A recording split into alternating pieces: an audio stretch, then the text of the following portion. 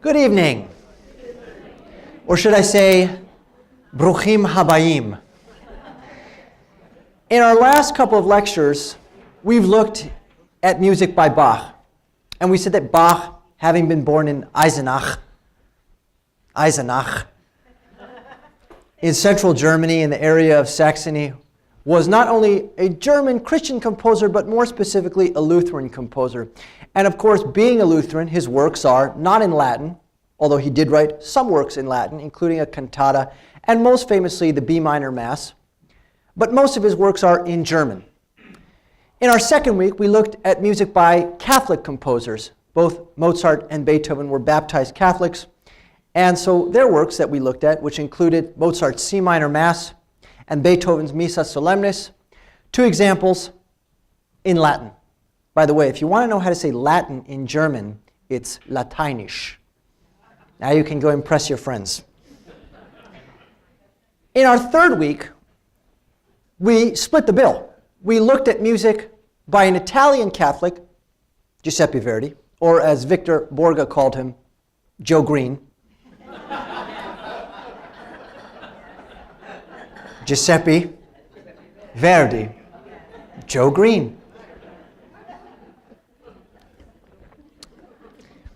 And we looked at his Requiem, and we said that Verdi, being an Italian Catholic, no surprise that his Requiem is in Latin.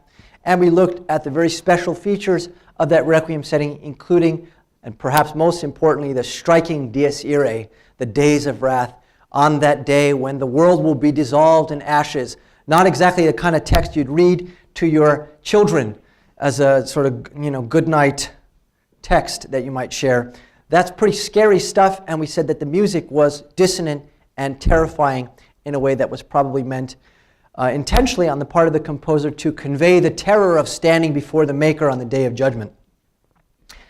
In the second half of the program last week, we looked at music by Johannes Brahms, a German from the northern part of Germany, from the city of Hamburg, even though he spent most of his career in Vienna. Vienna, by the way, in German is Wien, as in Wiener Schnitzel. See, we're connecting all sorts of dots here. And because Brahms' Requiem, we said, was so different from Verdi's, we started by saying that perhaps the most salient difference between those two Requiem settings and what's most unusual about Brahms is that his setting was auf Deutsch. Right? It was ein deutsches Requiem, a German Requiem sung in the German language. So, for example, the words, "Behold, I tell you a mystery," became "Sehe, ich sage euch ein Geheimnis." "Death, where is thy sting? Hell, where is thy victory?" became "Tod, wo ist dein Stachel? Hölle, wo ist dein Sieg?" So these texts that we encounter in other works come back in Brahms, and they're in German this time. So we've looked now at works in German and in Latin. Could we find works in Italian?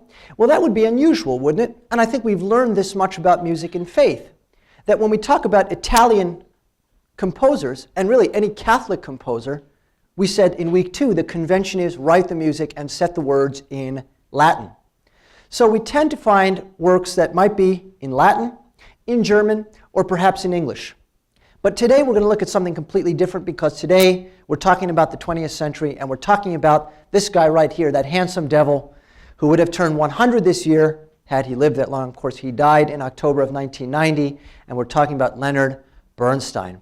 I want to say a few words about music in the 20th century, and then we're going to get into Bernstein in broad strokes, and then we'll cover the Chichester Psalms in close detail. We'll have a chance, it's about an 18 to 20 minute piece. We'll have a chance to look at quite a bit of music today, and you, my dear audience, just may hear me sing soprano tonight.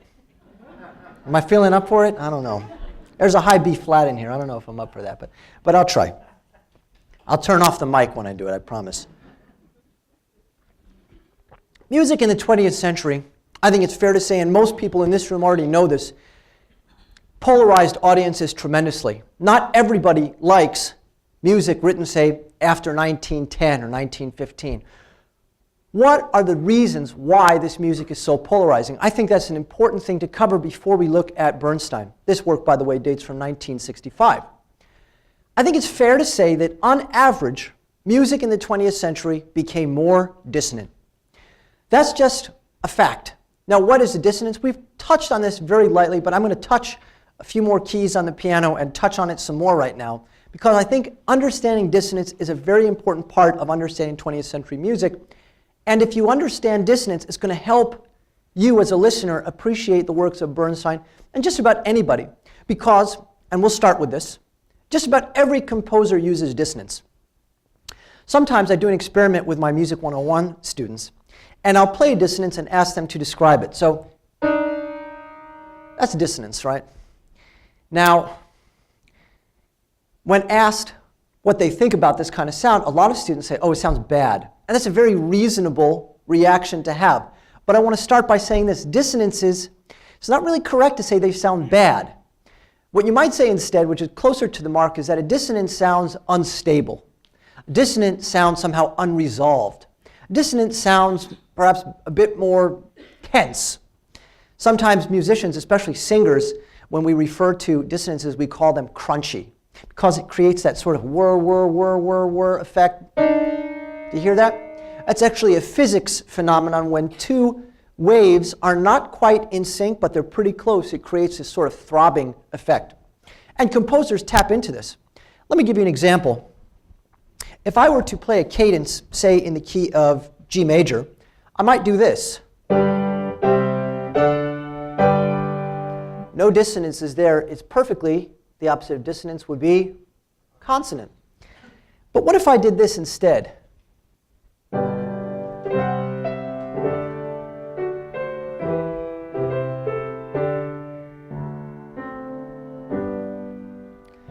I've created the same basic cadence, but now I've added some dissonances. And I think you could hear them when I get to this.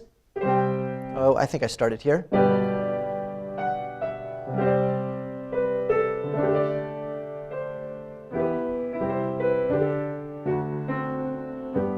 This is a dissonance. You hear that?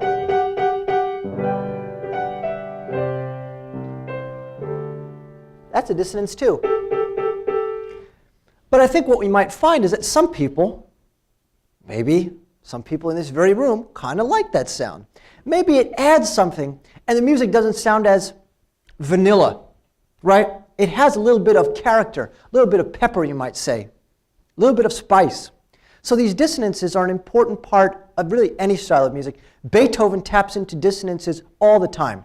If you look at the beginning of his Pathetique Sonata, play the first four measures. It starts very low in the piano like this. Dissonant. Resolve. Dissonant. Really dissonant. Listen to this again. And then resolve. And then dissonant. Dissonant. Consonant. Dissonant. And now it's moving.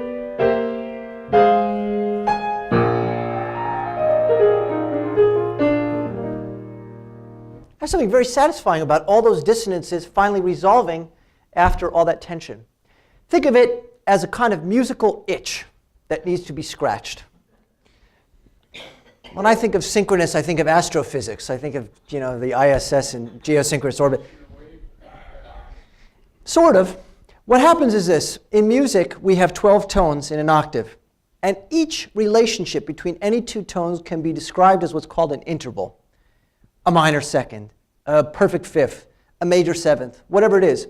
And some of those intervals are melodically consonant, or as you might say, sort of in sync. That is to say, if you line them up on an amplitude graph, you'd see that they're not creating those beats that we talked about earlier. So yes, I suppose a physicist could look at this in a very scientific way.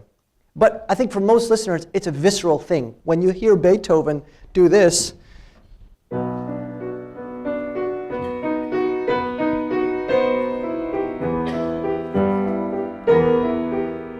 you know that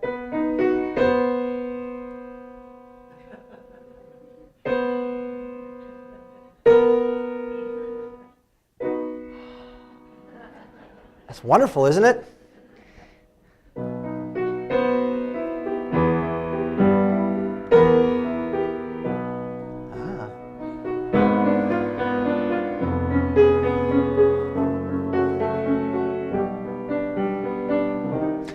there's something really satisfying about when the music moves off and those dissonances resolve.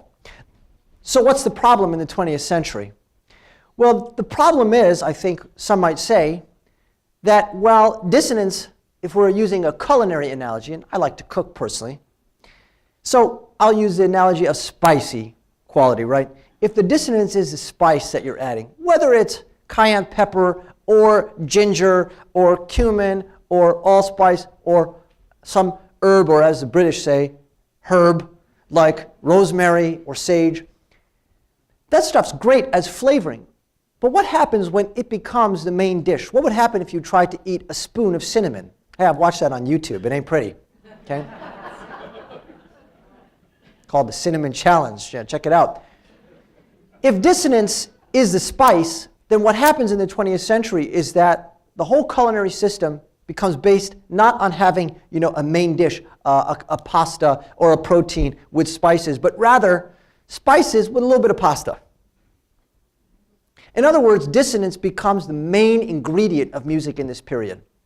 A lot of music, especially by composers like one of my favorites, Arnold Schoenberg, that's right. Anybody know Schoenberg? You know his Pierrot Lunaire? Steig, o Mutter, alle Schmerzen auf den Alter, meine Würze.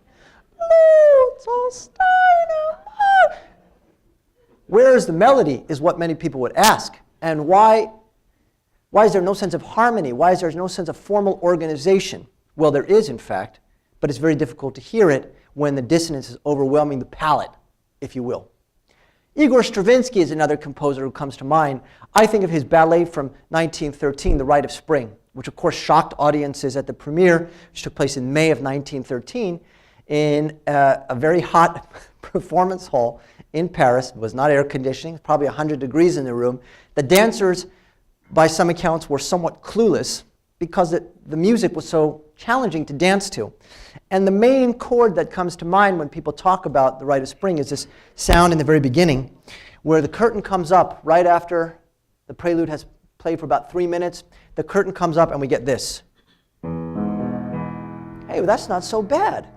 That's a chord. That's a nice E chord, or as Stravinsky spells it, F flat major. And then, at the same time, well, if you took ear training in college, they might ask you to name the relationship between these chords. But I'll tell you, if this is F flat or E, this is E flat 7. Now what happens, let's put it in a middle register so we can hear it.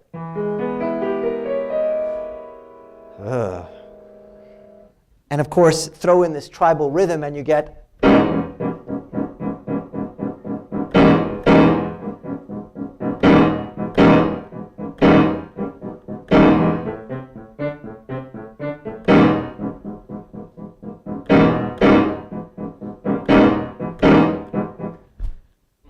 That's going to be difficult for listeners to wrap their ears around because it's so dissonant. That sound, when you hear the strings playing this, and you think, okay, strings, violins, the workhorse of the Romantic era.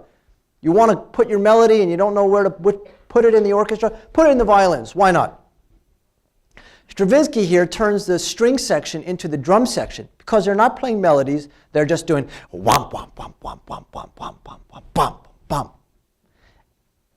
So it's so many of the attributes that we attribute to a good piece, right?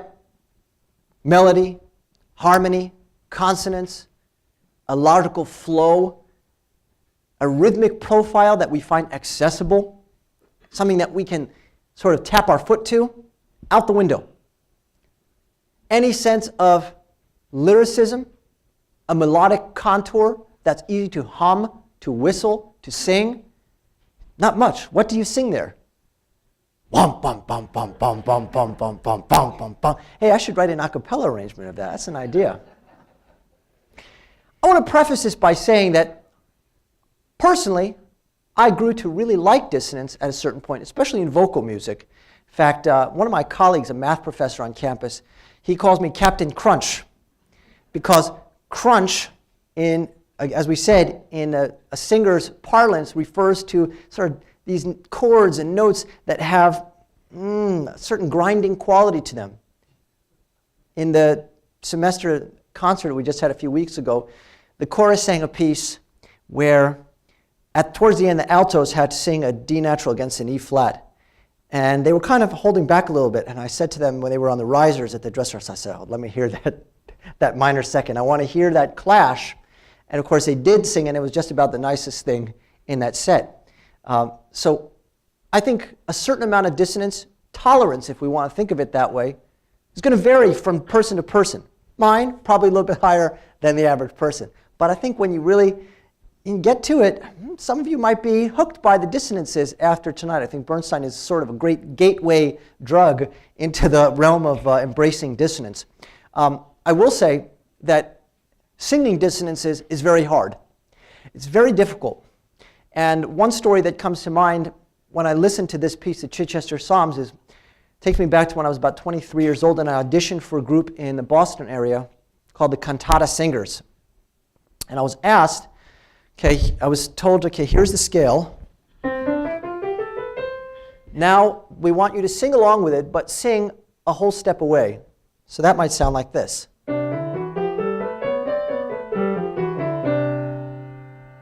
What? Now 23-year-old me sort of gave a confident smile, said, yes, I'll try that. And of course, I got lost very quickly. It's very difficult for the ear to lock onto pitches which are dissonant. And yet that's exactly what Bernstein's going to ask people to do in this piece. Well, what's the issue? By the time we get to 1965, a lot has transpired since the days of Schoenberg and Stravinsky.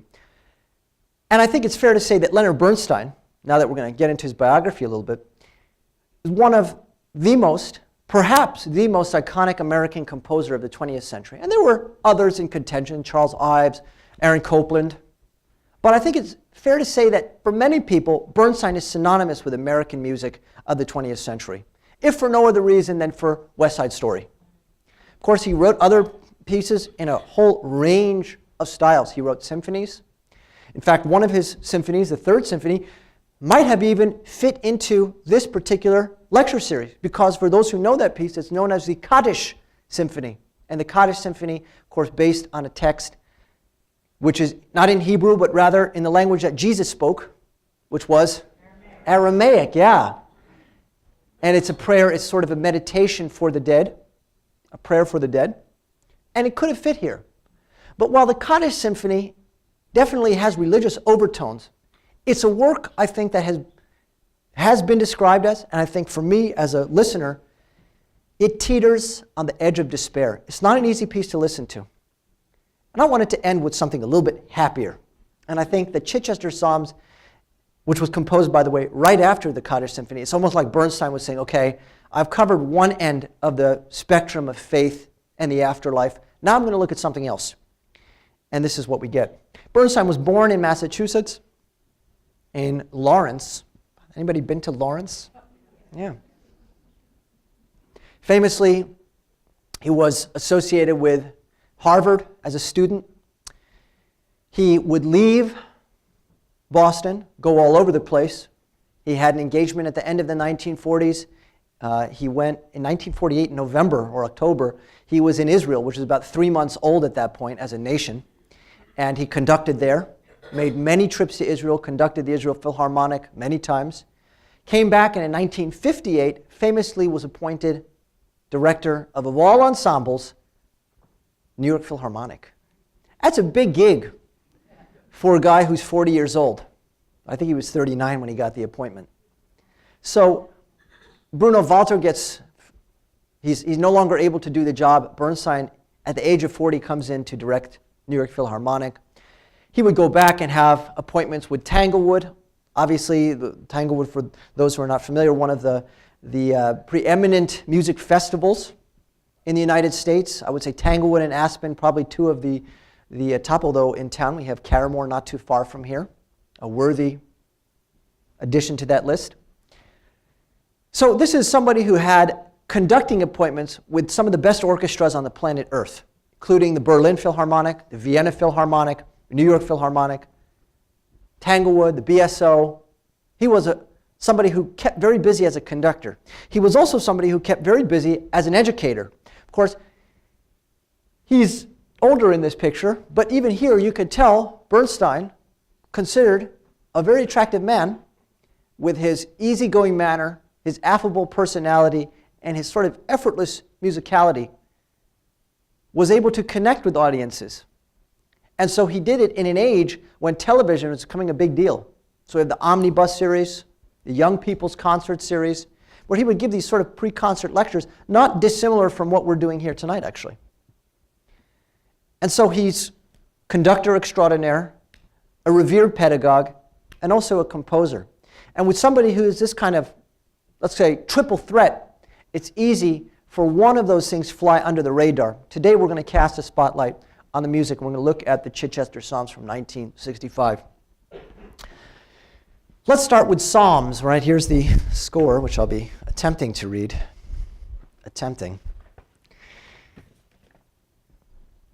Psalms, of course, are Hebrew language poetry.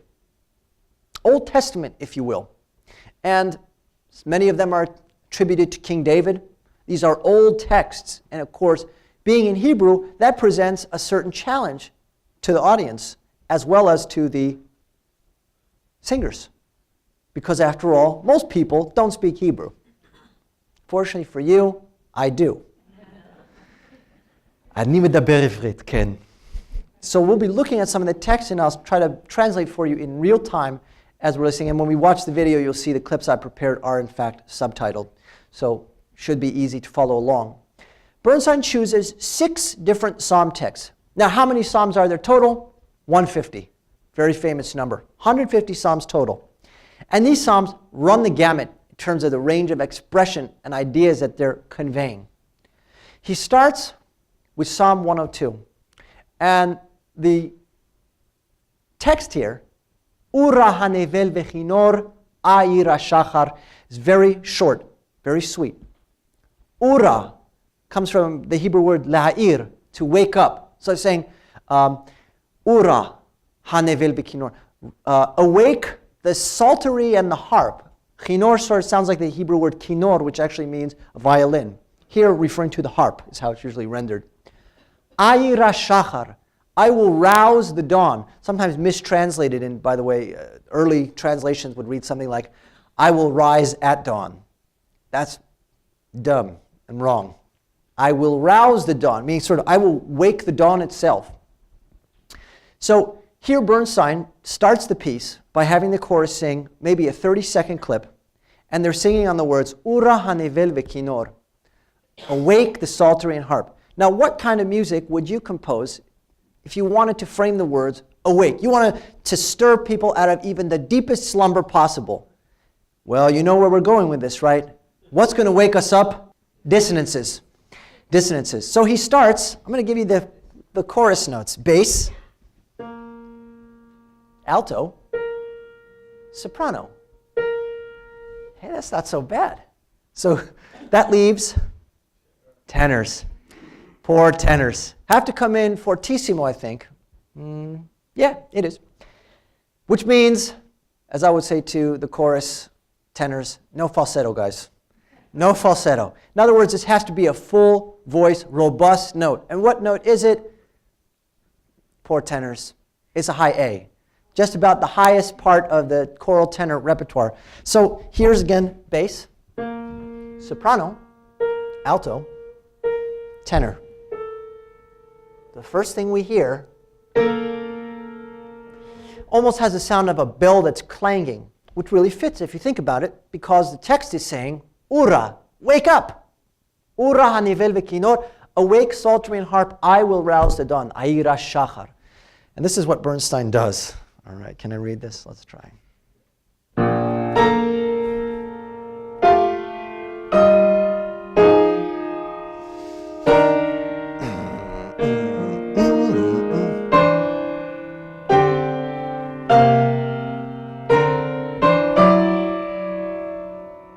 Let's just break that down for a minute. What we have in the left hand, essentially, between the tenors and the basses, is a stream of what are called parallel sevenths. What do I mean by that? Well, this is an interval of a seventh. They start here. The octave has that nice, convenient OCT, octave, which tells us that the interval is really an eighth, if you will. So if this is an octave, one smaller than an octave is a seventh. Here's the thing about sevenths. They are dissonant, very piquantly dissonant. And so when you write a seventh, you have to resolve it. Well, I guess if you were living in Bach's day or in Mozart's day, you had to resolve it. But Bernstein's living in the age of free love. So we can love these sevenths just like we would love a major third. Parallel thirds sound nice. Parallel sixths. Parallel sevenths.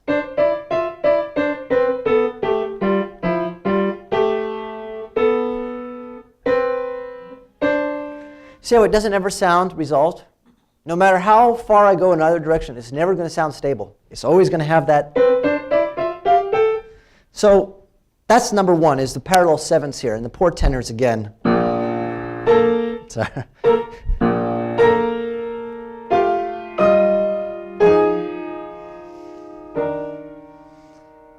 First phrase. Vechinor is the second phrase.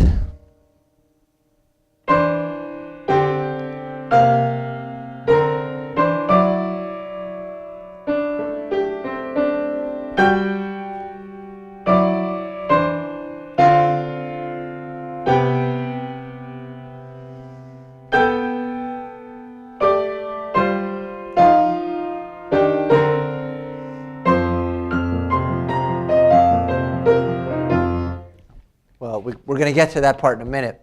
One more thing I want to say about this introduction. Listen to the soprano and alto singing, by the way, in unison. So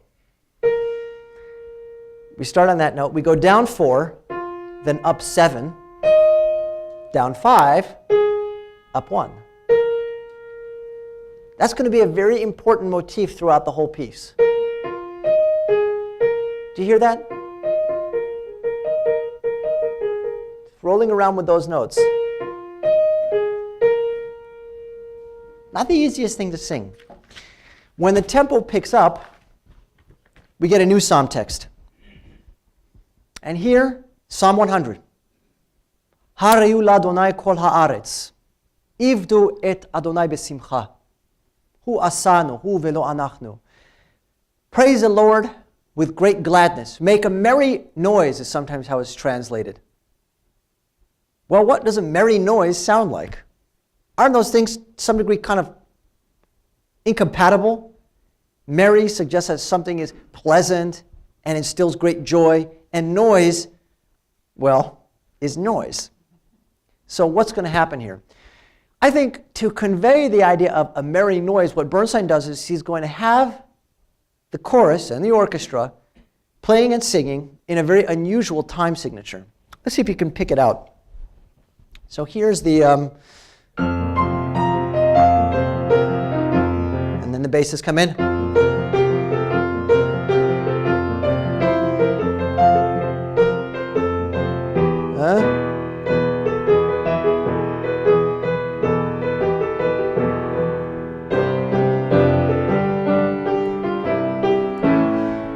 Constantly changing. Listen to it again.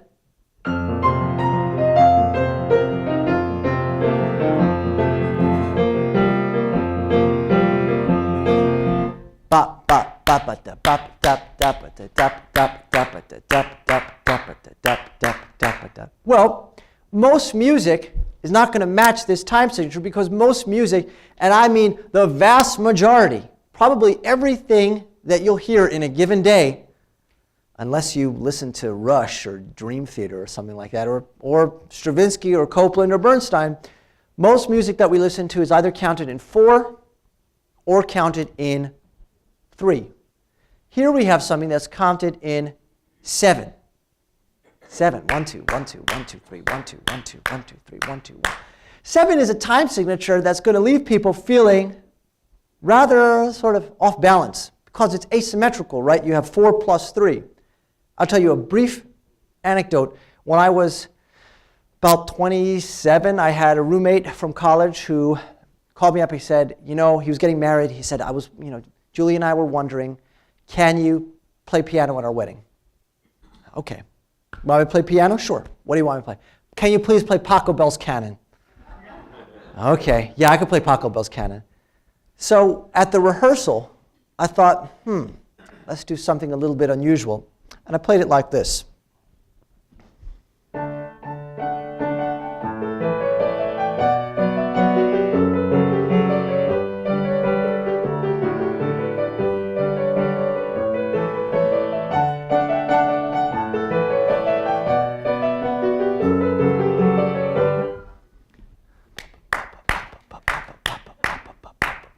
So the funny part was watching poor Julie trying to walk down the aisle to this. Because how do you walk in 7? You have to take 3 steps and then 4 or something like that, or 2 steps and then a quick step. It doesn't work. And I think if you think about music that you hear, if you're in any retail setting in the next few weeks, you might hear any number of Christmas carols. Imagine hearing a Christmas song that was written in 7. What would that sound like?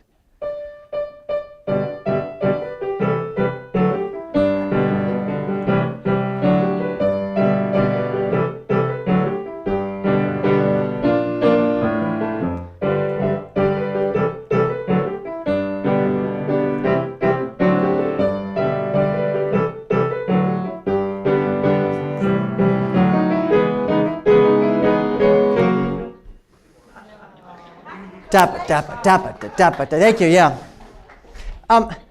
7 is a very unusual time signature, and it leaves us, I think, feeling sort of viscerally moved in a way because it feels so unusual, unnatural even.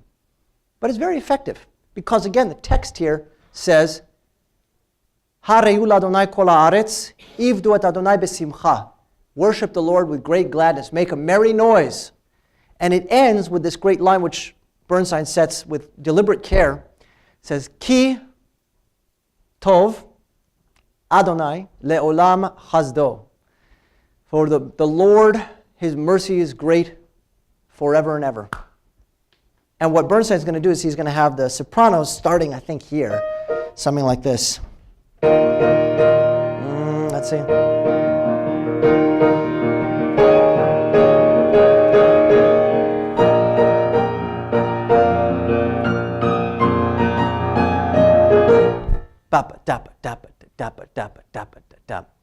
So the harmony is very fluid, and there is ultimately foundation of harmony. It's changing every 4 measures, but they are chords that we can relate to. This is not Stravinsky F flat and E flat 7 at the same time, which just sounds so crunchy and so dissonant. This is what you might call a very palatable level of dissonance. And I think what he chooses to do is put a lot of that dissonance in the rhythm. There's a lot of rhythmic dissonance here, but it works quite well. So we're going to listen now to the first section, which is about 30 seconds long, and then we'll go into the second section. Yeah? Rhythmic dissonance is essentially what we're talking about here with this meter that has an unstable quality because it's not balanced. It's really 4 plus 3. 1, 2, 1, 2, 1, 2, 3, 1, 2, 1, 2, 1, 2, 3, 1. And sometimes you'll get cross rhythms which disagree. Is it 4 plus 3, 3 plus 4? Maybe one voice is doing something and another is doing something else. It's a good question. All right.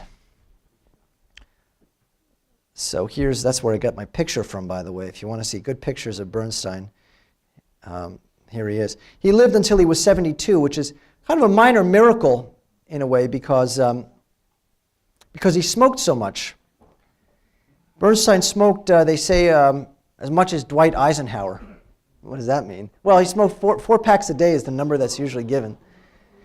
And if you're looking for a good book on Bernstein, you can read Jamie Bernstein. His daughter wrote a book it's not always very flattering towards a composer, but it's very illuminating. And let's see, it's called Famous Daddy Girl, I think is the name of the book. Famous Daddy Girl. It's a quick read. Reads very quickly. Bernstein himself was conducting right up until the end of his life. And in fact, there are some wonderful videos on YouTube where you can see him conducting in December of 1989, where he's 10 months away from dying. He looks so vigorous and robust when he's conducting. He had a certain amount of energy. He had an unusual way of conducting sometimes barely using his hands, but almost using his shoulders and his hips more. And he was especially like this when he would conduct his own work. So if he was conducting, for example, the Candide Overture, which goes all over the place in time signatures, you'll see how he conducts. It's great to watch. I think a lot of conductors back then and still today study Bernstein. If you want to learn how to conduct with that sort of very charismatic presence and a kind of effortlessness where you're not working up too much of a sweat. There are some conductors who just sweat a lot. That's just their genetics. There's a guy named Valery Gergiev. Gergiev has two quirks. One, he conducts with a fluttering hand. And two, no matter what he conducts, at the end of the piece, he looks like he jumped in a swimming pool with a tuxedo on. All right, so this is a performance that took place at the Kennedy Center probably 5 years ago or less. Remember, we open with Ura hanevel vekinor ayra shachar. Awake, psaltery, and harp, I will rouse the dawn, if we can get the lights. Dankeschön. Or should I say, Toda Rabbah.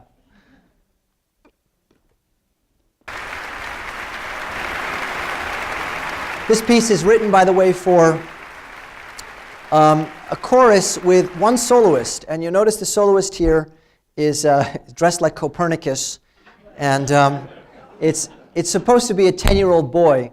The idea that Bernstein had was that it's designated in the score as a countertenor or boy soprano, but the part really corresponds to the alto range for the most part, and it's probably meant to evoke or represent even King David as a boy. We'll talk about that when we get to the second movement, which will be shortly.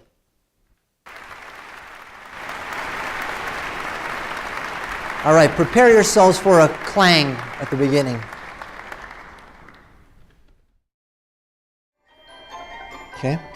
We get a little bit of an instrumental section here. You could see Bernstein is very big on percussion. A couple of pitch percussion instruments here, including marimba, or rather vibraphone, xylophone. You could see there's a lot of auxiliary percussion. We're going to skip past this.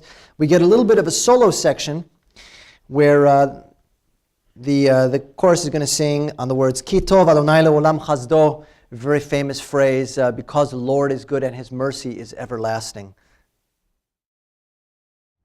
And that's the whole first movement. Two psalm texts, one saying, I will rouse the dawn. The second saying, praise the Lord with a merry noise. Come to him with thanks. Bo lefanav betodah. Come before him with thanks. And then, Ki tov Adonai le'olam chasdo. Because the Lord is good and his mercy is everlasting. And what they sing at the end, let me just refresh your memory. Because we're going to hear this phrase a few more times. Thank you. This phrase, which starts the piece, I'll just play the melody. Which comes down 4, up 7, down 5, up 1. Right? Which then becomes, at the end of this movement, now we're in a different key. Instead of starting here, now it's going to be, I'm not going to sing that one. Now dressed up with these sort of unusual harmonies.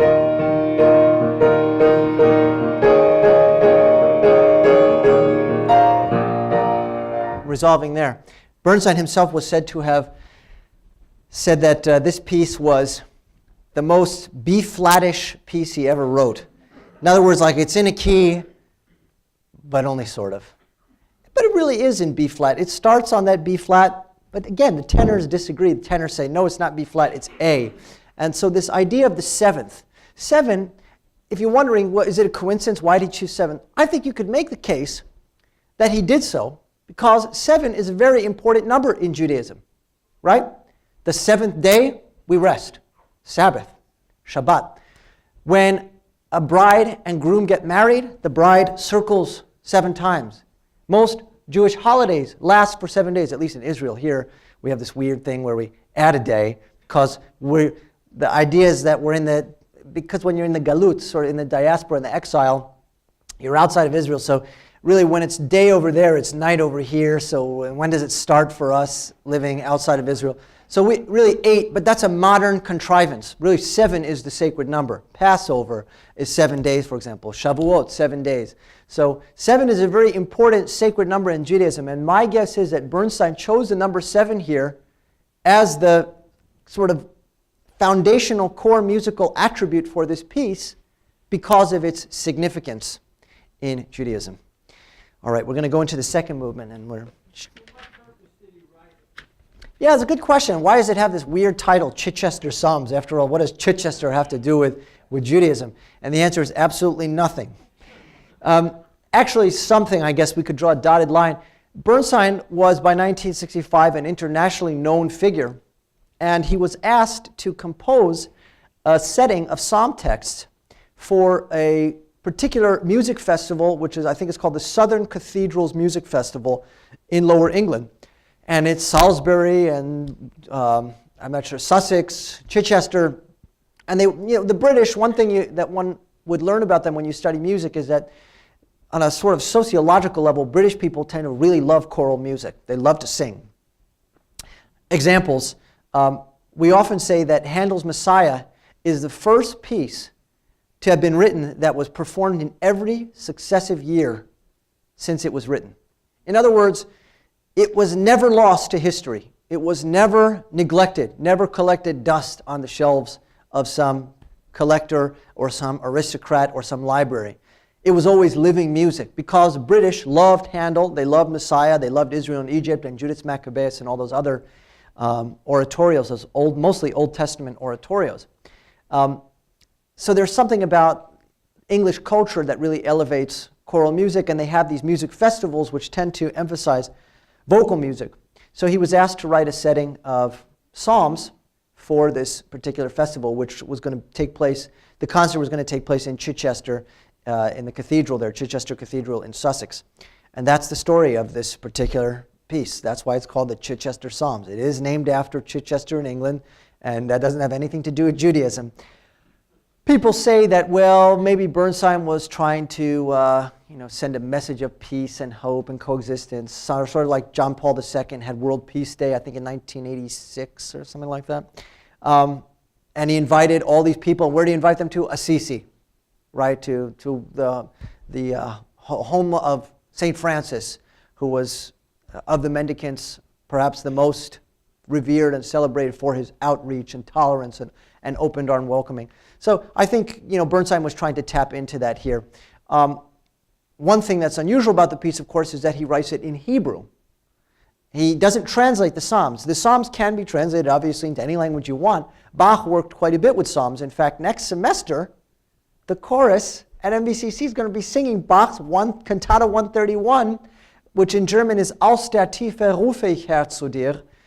Aus der Tiefe means from the depths. In German, in Latin, De profundis clamavi Domine. In Hebrew, Mea amakim. Omek is the depths. So you can translate the Psalms any way you want. By leaving them in Hebrew, Bernstein presents a challenge to the listener, which is obviously, as we've said, Hebrew is not a language that's very well known. Also to the singer, because Hebrew has to be transliterated. You can't actually write it in Hebrew orthography in the letters, because those letters go right to left. Music, even in Israel, goes left to right. You don't have a choice there. So you have to be creative. And there are certain letters in Hebrew which can't be rendered easily in English. My name is a great example. My name would be pronounced by my Moroccan Israeli family. They would say Gilad. How do you spell that in English? Gilad. Gilad. It's almost like an apostrophe. I don't know. Should I have an apostrophe in my name? Would that make people less likely to call me Gilad? Gilad? Gilead? Gilead? Where'd you get Gilead from? But people call me that. So that letter, by the way, is called Ayin. There's another letter, Chet, the 8th letter of the alphabet. That's a pleasant one, isn't it? Chet. Chet. No, I just have something in my throat, actually, that last time. Chet is not easy, but it exists in German. For example, the name Bach, or the word for I in German, which would be Ich. Now, depending on where you go in Germany, they might say ich or ich with more of a scrape. It depends. But the Hebrew chet is special. So when they write it in the score, they write an H with a dot under it. And that means you say chet. All right, I want to look at the second movement very briefly, and then we'll move on to the third and final movement. This is the most famous psalm, I think, or maybe one of the most recognizable psalms out of all 150. It's Psalm 23, which, again, if you don't think you know it, you probably have heard it. Yea, though I walk through the valley of the shadow of death, I fear no evil, for the Lord is with me. Thy rod and thy staff comfort me. It's a fairly well-known one, of course, rendered here in Hebrew. Adonai ro'i, the Lord is my shepherd, lo ichsar, I shall not want. Bin od deshe yarbitzeni, al menuchot yanachaleni, nafshi yeshovev. So it's a very comforting psalm, right? It's a psalm about belief and trust and hope in the Lord. And this is what Bernstein does. He gives us this melody when the boy soprano, or really alto, comes in.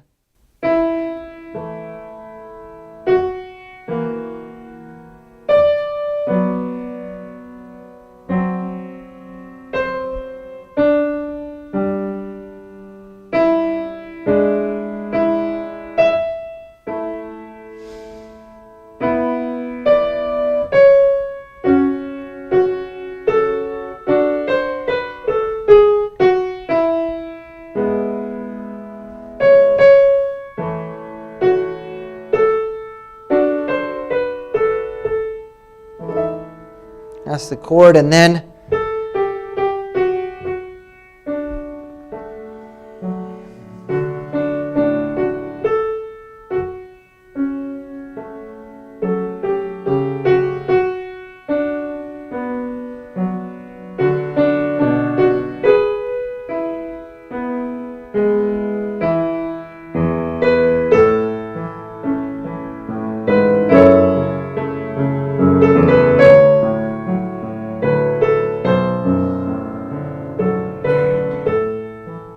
almost sounds like it could come out of West Side Story, right? This is Bernstein showcasing that tender lyrical side, which is more something we would encounter in musical theater. And of course, Bernstein was a great champion of musical theater. But this sort of melody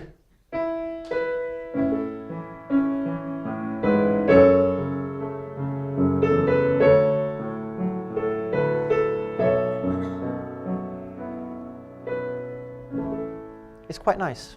And again, the text here is saying, I don't fear anything. I'm walking through, yeah, I know, I've got an update for you. I'm not worried about that either. Because the rod and the staff, they comfort me. I lie down in green pastures. My cup floweth over. Floweth over, yeah. What's the Hebrew is kosir vava, I think, on that line. So it's this affirmation of faith. And that's going to sound tender and lyrical. And of course, sung by that young boy, it's going to have an extra level of that poignant emotional quality, which is so different from what we've heard. We've just heard Psalm 100, the joyful noise. And now we get Psalm 23, I lie down in green pastures by the little babbling brook, and I don't fear anything because, you know what, I'm content. My cup floweth over. I shall not want, in Hebrew, lo echsar. There's that chet, lo echsar. Okay. Second movement. Yeah, now we're getting into Psalm 2. Lama ragashu hagoim. Why do the nations so furiously rage and imagine a vain thing? And of course, the music is going to change dramatically here. We'll listen to just a little bit of this. This is a little bit of this is the fourth psalm we're hearing, right? We've heard 3 up until this point. So this is Psalm 2. And again, the text here, why are these people, imagining such a vain thing? In other words, why are they rebelling against the word of God? So this is a very expressive section, and it really works in Hebrew in a way that it could never work in English, because they're starting on the word why. Can you imagine singing on the word why? Why? It doesn't really work. But in Hebrew, lama, is the word for why. It doesn't really work in German either. Warum. Warum becomes, in Hebrew, lama. So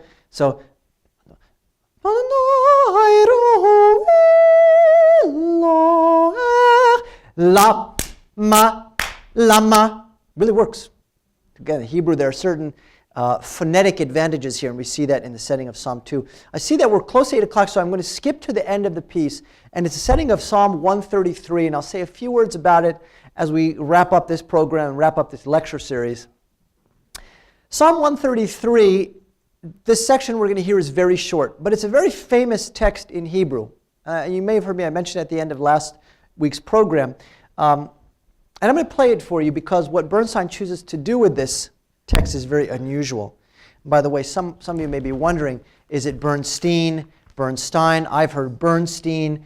There's only one Bernstein, okay? And yeah, he's with NBC, if you know what I mean.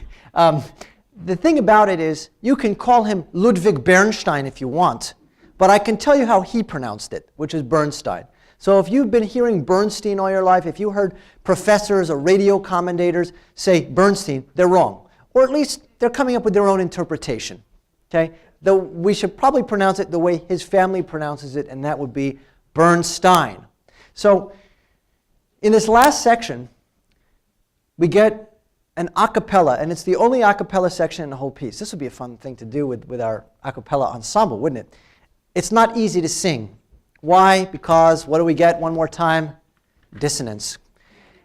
Now, dissonances, when you're backed up by an orchestra, are one thing. Dissonances a cappella, much, much harder. Orders of magnitude harder, because now the ear has to somehow find notes that will feel, for all intents and purposes, wrong. And you have to sing them deliberately with great conviction. Furthermore, Bernstein puts in a ridiculous dynamic at the end of pianissimo. Is that a real thing? That's what it says here. 4 P's, if you will, on the last page. So we got piano, pianissimo, pianissimo, pianissimo. You could ask a question which I think any singer would ask, which is, what the heck's the difference between pianissimo and pianissimo? Triple P, quadruple P, what's the difference? Is there really a tangible, palpable difference in performance? And I think the answer is probably not so much in volume, but maybe the difference is really in affect, in the way it's delivered. It's not a volume thing, it's an intensity thing, a quiet intensity. I'm not going to play it pianissimo because then you wouldn't hear it. But it's a wonderful moment. The orchestra drops out, and we're really tonal for the most part. G major to start. Closed formation, so bass, tenor, alto, soprano. Really sort of not spread out like we were at the beginning with, not like that, but just there. And.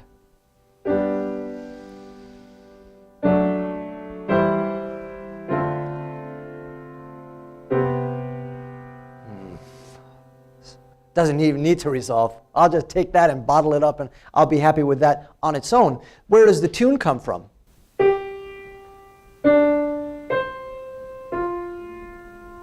It's back from the very beginning, remember? Yeah, I guess that was pretty good. Now it becomes, but dressed up with, whereas this has all this kind of clanging.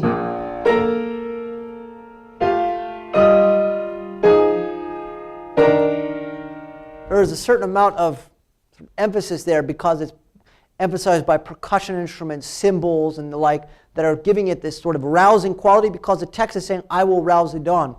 Here the text says something completely different. Hine matov umanaim shevet achim gam yachad. That's it. And the translation, lo, how beautiful it is to dwell together as brothers. Followed by one last amen.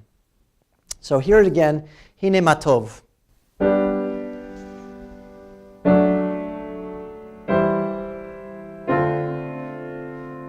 And you can hear the tenor note there. These, everybody, bass, soprano, and alto, sound nice, a perfect fifth. And then the tenor has to come in and next phrase, umanaim.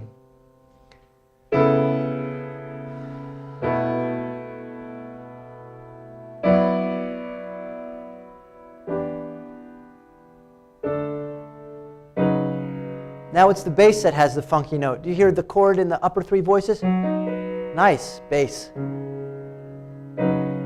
kind of want to sing this now. Let's get a group.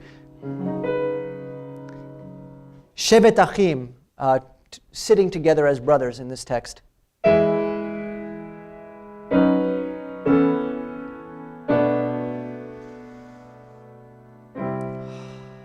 you hear the dissonance resolved there? The last phrase, gam yachad, together as one.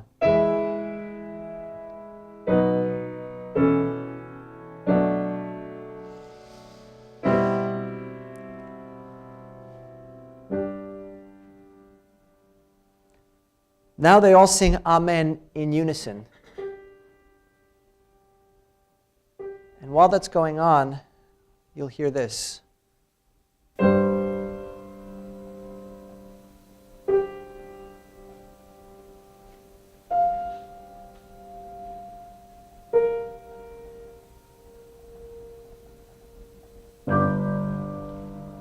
And of course, where does this come from? It's that same, we've heard it here. We heard it here. So that figure which uses so prominently the ascending leap of the, which interval? The seventh.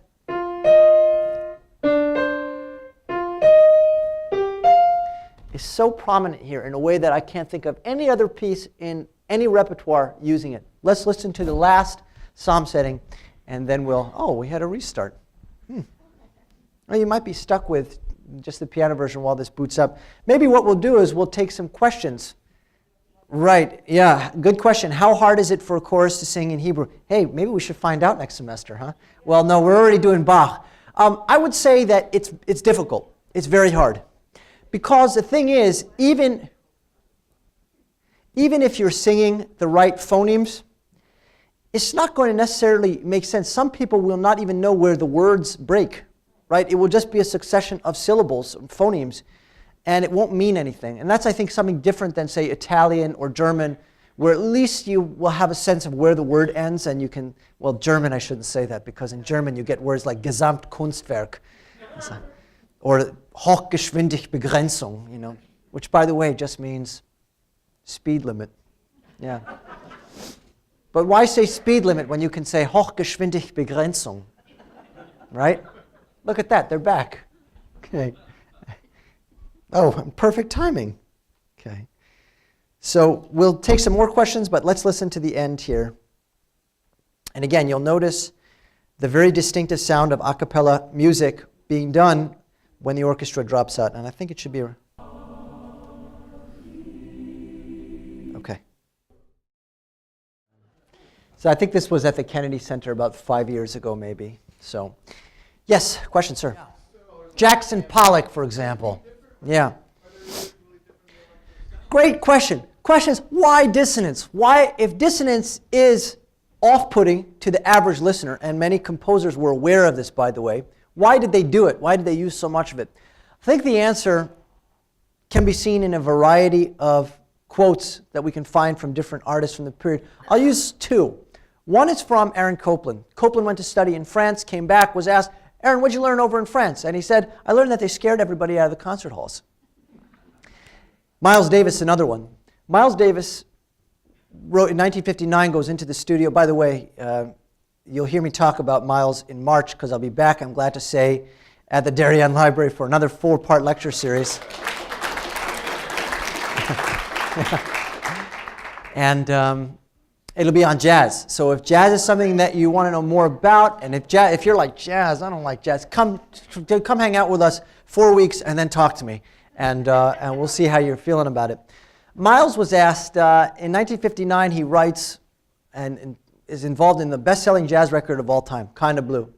And he was asked years after Kinda Blue in the 60s, why don't you play stuff from Kinda Blue? Play So What? And Miles had a line, a stock response, and one of them was, I don't like that stuff, makes my lips itch.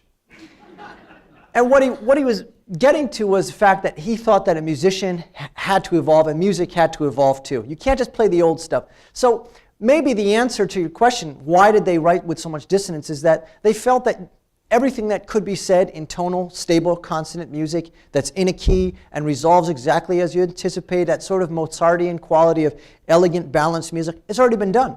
So We love Mozart, right? But if you went to graduate school and wanted to do a PhD in composition and you wrote music like Mozart, you'd probably be kicked out in the first year. Because they'd say to you, you're not doing anything new. It doesn't matter how great you are at imitating a past style, it's not adding anything. It's not a unique voice. And then in the 19th century, it gets even crazier. Because in the 19th century, they were all about, the Romantics prized expressive individualism. Everybody had to be different. This is why Wagner didn't like using the word opera. Well, he wrote operas, but he used the term Musikdrama because he didn't want to be compared to the Italians. He thought he was doing something different, something new. And hey, he kind of was doing something new. So I think the answer is that they felt that they just had to evolve, that tonal music, everything that could be said had already been said. You're not going to write a symphony that's going to beat Beethoven 9. You're not going to write, a piano concerto that's going to be better than the Brahms D minor. So what's the point in trying? You've got to do something different. You can't imitate that style. It's already been done. It's already been polished to a very high sheen. We got to move on. And that's, I think, the attitude. Yeah, I would suggest that in the 20th century, dissonance becomes one of the most salient aspects of many musical compositions. And it's one of the reasons that people don't like it. Because when you listen to Schoenberg, should I sing a Piero Lunaire again? There's the 8th song, and that is, it starts like this. Finstre schwarze Riesenfalte totet in der Sonnenglanz, which means something like giant, gloomy, black moths obliterate the sun's radiance. Should I sing it to my daughter in next month? Finstre schwarze Riesenfalte totet in der Sonnenglanz. It's hard to wrap your ear around it. The ear does not pick up on these dissonances in a way that we say, oh yeah, sure, I'm going to walk out of this place whistling that tune. I think even this is stretching what's easy to access, but still I think it is on the side of accessibility.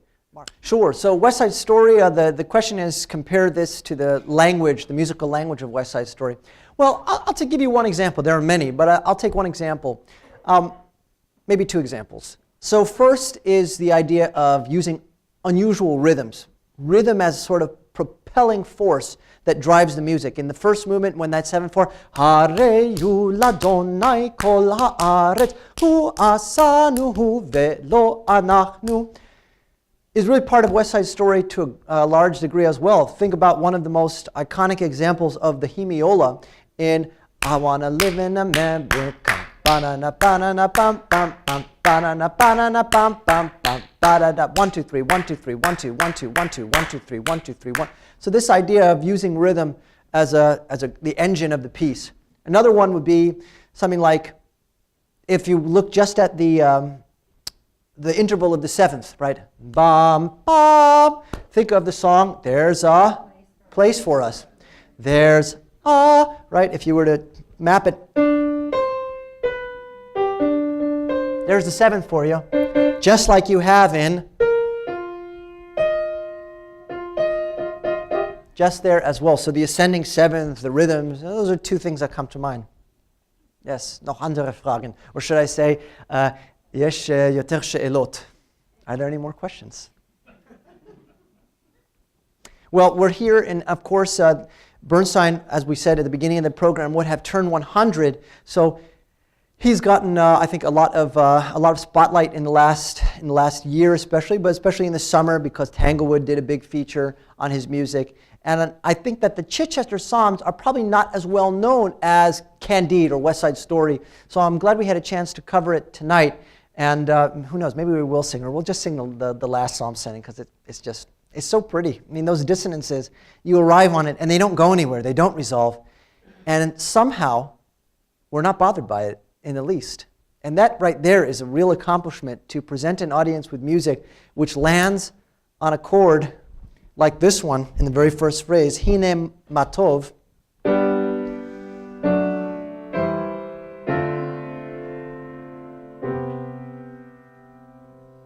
And the ear is not too bothered by it. It has its own sort of stability.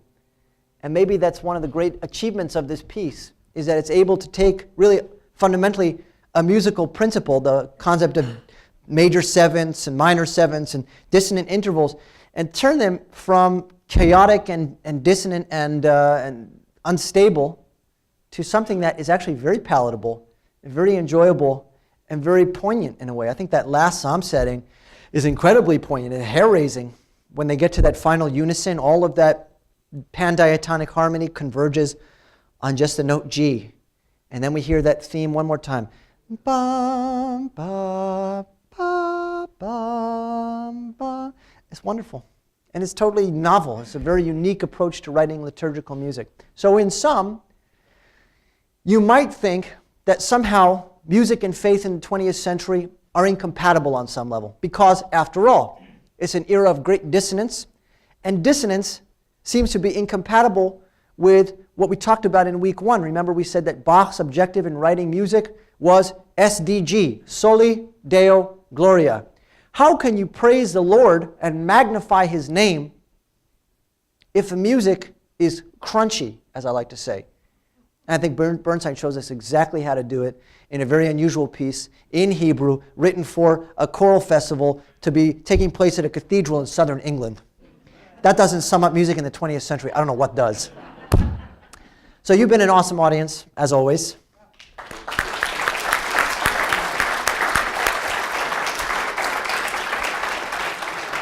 And let me thank Pat, who's always so awesome. And yeah, let's give a round of applause.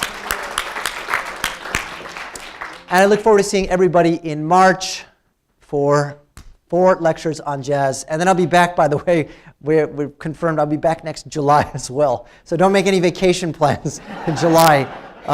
It's going to be on Tuesdays, I think, in July. The great question, any other lectures coming up? My next big speaking gig is going to be to an infant. Stop crying. What do you want? That's my next lecture. I haven't really planned anything until March because I'm going to be home with Amy, helping as much as I can with the baby. So yeah, for those who don't know, I'm got about 4 weeks left. So